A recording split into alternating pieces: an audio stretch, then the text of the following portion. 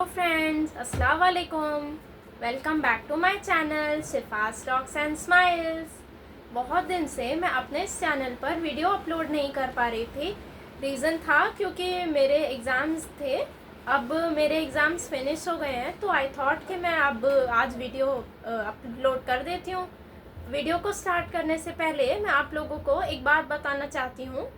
वो बात ये है कि आज के वीडियो में मैं अपने चैनल पर डॉक्टर B.R. अम्बेडकर, जिनकी मैं बहुत रिस्पेक्ट करती हूँ and he is my ideal, तो उनकी लाइफ पर मैं अपनी खुद की एक सीरीज़ लॉन्च करने जा रही हूँ जिसका नाम है Bhimrao Ambedkar story of encouragement. इस सीरीज़ में डॉक्टर B.R. अम्बेडकर की लाइफ में जो भी इम्पोर्टेंट और हिस्टोरिकल इवेंट्स हुए थे, या हम कह सकते हैं कि जितने भी उनके मेन अचीवमेंट्स थे, उन्होंने जो जो अपनी लाइफ में अचीव किया, उन सारे इवेंट्स को मैं आप लोगों को एपिसोड वाइज बताऊंगी। वैसे तो डॉक्टर अम्बेडकर की लाइफ पर एक लॉन्ग वीडियो मैंने ऑलरेडी अपलोड किया हुआ है अपनी चैनल पे, लेकिन मुझे फील हुआ कि उस वीडियो में कुछ इवेंट्स ऐसे रह गए थे जो कि डिटेल में मतलब एक्सप्लेन करने की ज़रूरत है। चलिए सीरीज़ का पहला एपिसोड हम स्टार्ट कर देते हैं। भीमराव अंबेडकर की लाइफ का पहला एपिसोड स्टार्ट होता है उनकी बर्थ से। जब 14 अप्रैल 1891 को आप लोग जानते हैं कि डॉक्टर अंबेडकर महू स्टेट में बॉर्न हुए थे, जो कि MP में लोकेटेड है। और उनकी बर्थ से पहले वेदर बहुत अच्छा नहीं था, बहुत ख़राब वेदर था। बहुत ज़्यादा विंड्स आ रहे थे और रेनफॉल हो रही थी। और उनके घर में उस टाइम डॉक्टर अंबेडकर के घर में उनके फादर थे रामजी सकपाल, जो कि ब्रिटिश आर्मी में रिटायर्ड सूबेदार की पोस्ट पे थे, एक लोअर कास्ट होते हुए भी। और उनकी मदर थी भीमाबाई। और डॉक्टर अंबेडकर अपने पेरेंट्स की 14th और लास्ट चाइल्ड थे। 8 चिल्ड्रन, 14 में से 8 चिल्ड्रन उन लोगों ने पहले ही मतलब खो दिए थे, ये बुक्स में मेंशन है। तो जब डॉक्टर B.R. अम्बेडकर की बर्थ हो गई, तो जो ख़राब वेदर था, ऑल ऑफ अ सडन वो वेदर अचानक से बहुत ज़्यादा अच्छा हो गया। और फिर राम जी को जब पता चलता है कि भीमराव अम्बेडकर बॉर्न हो गए हैं, तो राम जी एकदम खुश हो जाते हैं और मन में ये सोचते हैं कि अरे ये कौन आ गया, इसके आते ही मौसम तो एकदम शांत हो गया। तो राम जी सकपाल भीमराव को एकदम गोद में उठा लेते हैं। और उससे पहले राम जी की सिस्टर मीराबाई, यानी कि भीमराव की बुआ, उनका नाम डिसाइड करती हैं उनके पैदा होने के बाद।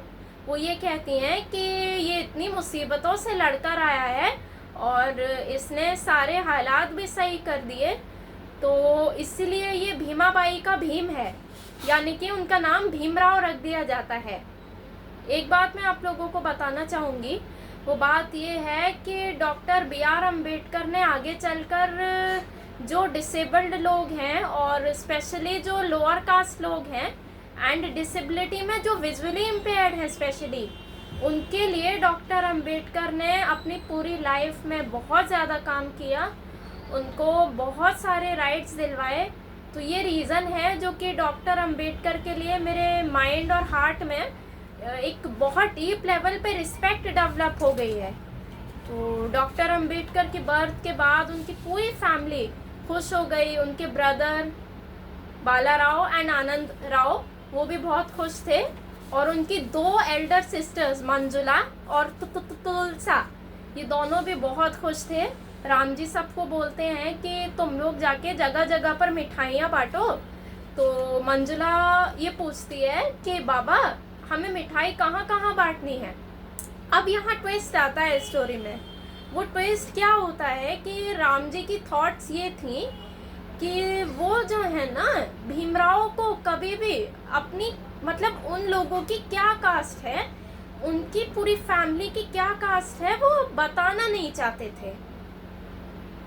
तो राम जी उनको बोलते हैं कि देखो मंजुला, तुलसा, जिसको मीठा पसंद है तुम सिर्फ उसी घर में मिठाई बांटना, क्योंकि कुछ लोगों को तो तीखा भी पसंद हो सकता है, तो तुम वहाँ मतलब मिठाई क्यों बांटोगे।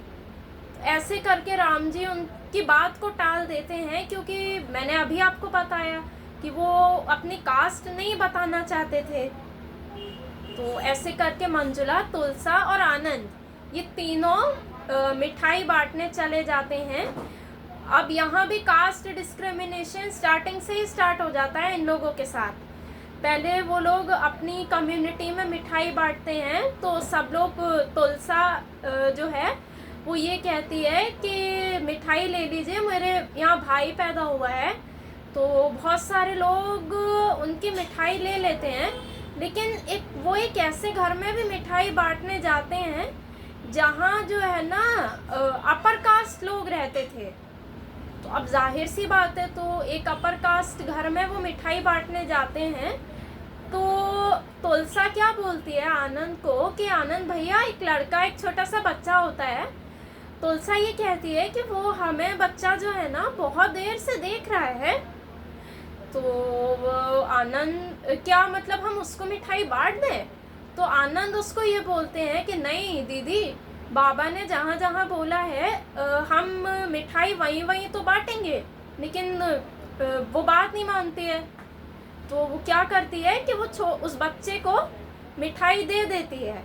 अब क्या होता है यहाँ, उस बच्चे ने मिठाई ली नहीं, बल्कि मिठाई नीचे फेंक दी, वो फेंक देता है मिठाई। तो इतने में उसके मम्मी पापा आ जाते हैं। तो उसके पापा उस बच्चे के उस पर गुस्सा करते हैं, अपनी वाइफ से ये कह के कि अरे इसका क्या दिमाग खराब हो गया है, किन लोगों के हाथ से मिठाई ले रहे हैं जिनकी हम परछाई को भी टच नहीं करते। तो आप लोग अब यहाँ खुद देखिए कि जिसकी बर्थ पे लोगों को खुशी होनी चाहिए, वहाँ आप लोग देखिए क्या हो रहा है। मतलब मिठाई भी नहीं ले सकते थे, इतना कास्ट डिस्क्रिमिनेशन था। लेकिन फिर भी आनंद और तुलसा वहाँ से चले जाते हैं। तो बाद में एक वहीं पे एक और अंकल खड़े होते हैं, वो ये बोलते हैं कि ये क्या कर रहे हो? तो उस बच्चे के पापा बोलते हैं कि अरे क्यों लेने दूँ मैं मिठाई। तो अब क्या होता है, वहीं दूसरी तरफ राम जी के पास ये लेटर आ जाता है कि ब्रिटिश फौज में अब ब्लैक लोगों को, मतलब अपर कास्ट लोगों को नहीं रखा जाएगा। तो राम जी को ब्रिटिश आर्मी में जो उनकी रिटायर्ड सूबेदार की पोस्ट थी उससे रिमूव कर दिया जाता है। आगे भीमराव के साथ क्या हुआ, उन्होंने अपनी लाइफ में क्या क्या डिस्क्रिमिनेशन फेस किया, ये मैं आप लोगों को आगे के एपिसोड में बताऊंगी। अगर आप लोगों को मेरा वीडियो अच्छा लगा तो प्लीज़ मेरे चैनल को सब्सक्राइब, लाइक और कमेंट्स करें। Thank you so much.